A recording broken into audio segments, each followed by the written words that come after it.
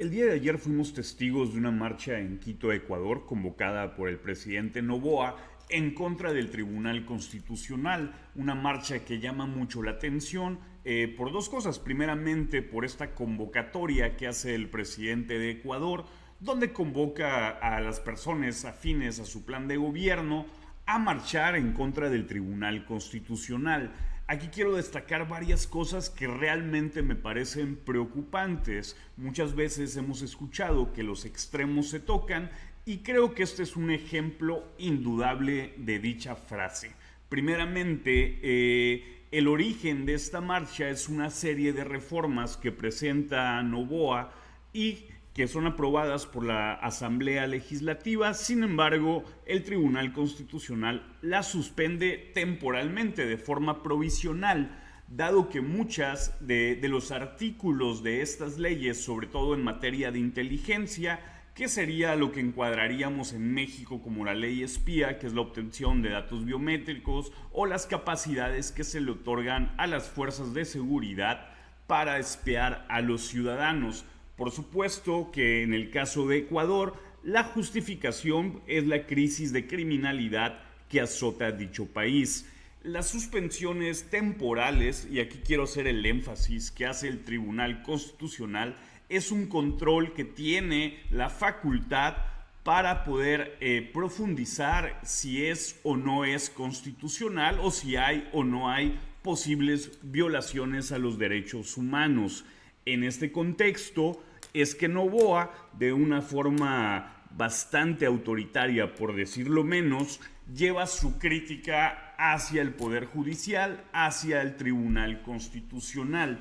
En dicha marcha se colocaron una serie de mantas con los rostros de los jueces y donde dice que los jueces nos están robando la paz.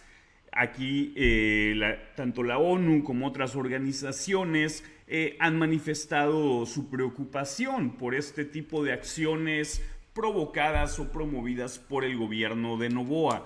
Aquí quiero hacer un énfasis porque en México ya atravesamos esta situación donde el expresidente López Obrador colocó como al enemigo público número uno a los ministros de la Suprema Corte de Justicia. También en México hay que recordar que se legisló para quitar lo que es la suspensión provisional contra leyes que expedía el Poder Legislativo.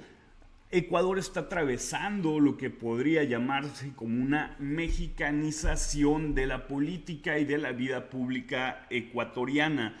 No conforme con esto, el presidente Noboa está convocando a una consulta popular para el mes de diciembre. Entre ellas se destacan algunos puntos. Son 7 preguntas las que se van a hacer, pero me quiero concentrar en 4 específicamente y sobre todo por los paralelismos que se están viendo entre lo que está viviendo Ecuador y lo que México ya atravesó y está atravesando. Primeramente se habla de la eliminación del financiamiento a partidos.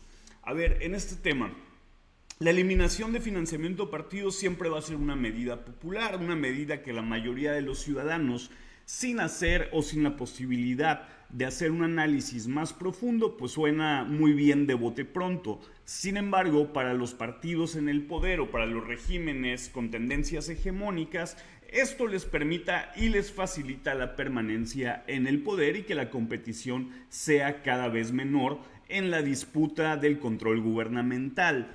Por otra parte, habla de eliminar el Consejo de Participación Ciudadana, que aquí el paralelismo con México es la eliminación que ha venido habiendo de los organismos autónomos, organismos que no se encontraban bajo el poder gubernamental y que uno a uno han ido desapareciendo. Por otra parte, habla de la reducción del número de asambleístas, cosa que en México también estamos viendo con la próxima reforma electoral. Medidas que a bote pronto suenan bastante atractivas para el ciudadano promedio, que sin embargo pues trae bastante tela de donde cortar y claras ambiciones de un mayor control de poder. Asimismo, y la más peligrosa en el caso de Ecuador, es llevar a juicio político a los jueces del Tribunal Constitucional en un claro enfrentamiento entre el Poder Ejecutivo y el Poder Judicial.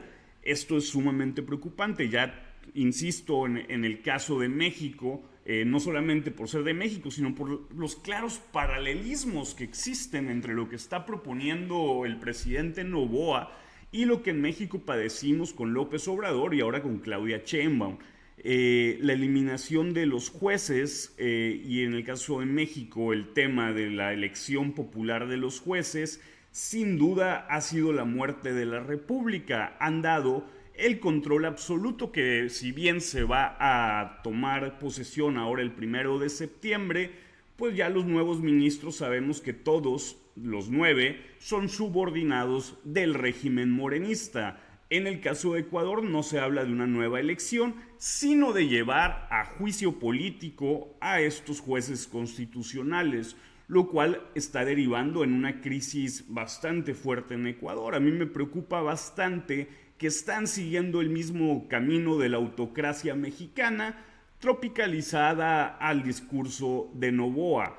El tema de las consultas populares, si bien suenan muy bonito de participación ciudadana y una democracia participativa o directa o más efectiva, es sin duda la manipulación populista que todos los regímenes autoritarios han hecho para justificar sus decisiones. En una democracia liberal, el control constitucional es fundamental. Los poderes deben de tener una autonomía y deben de ser independientes. Los jueces que hacen o que revisan las actuaciones del Ejecutivo no pueden estar sometidos a la voluntad de grupos políticos.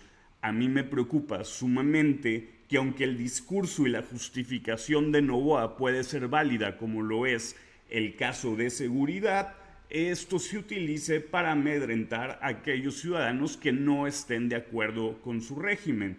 En México ya lo vivimos y en Ecuador están por vivirlo.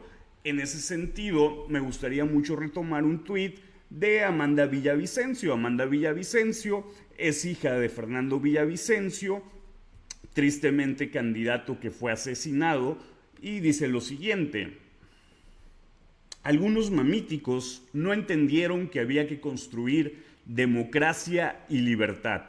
De villavicencistas a novoístas es bajar unos 10 pisos. Triste el país del autoritarismo. Les encanta los dictadorzuelos. Triste no Ecuador, sino Latinoamérica, porque esto se ve cada vez más común en Latinoamérica.